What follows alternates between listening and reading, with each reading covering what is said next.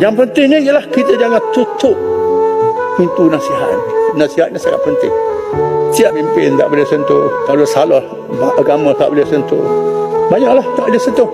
Sedangkan Allah Ta'ala sebut dalam Quran, wa tawasau bil haqqi wa tawasau bis sabr. Hendaklah berpesan-pesan dengan yang benar dan berpesan dengan sabar. Nabi kata ad-dinu nasihah, agama itu nasihat. Sahabat yang nasihat untuk siapa?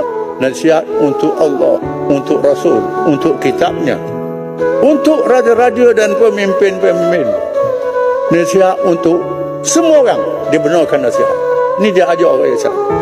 Supaya kita kena sedar bahawa kerajaan manusia ni bukan kerajaan yang maha berkuasa, maha suci. Tidak. Manusia ada kelemahan-kelemahan. Yang boleh membetulkan kerajaan ialah nasihat-nasihat itu.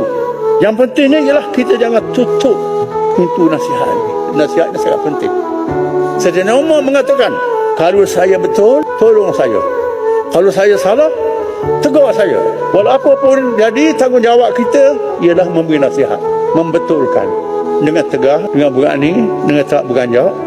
InsyaAllah kita akan tunai tanggungjawab ini, kerana kita diamanahkan oleh rakyat untuk menjadi ahli-ahli parlimen yang menegur dan mengkritik, menyokong apa yang betul, menentang apa yang salah.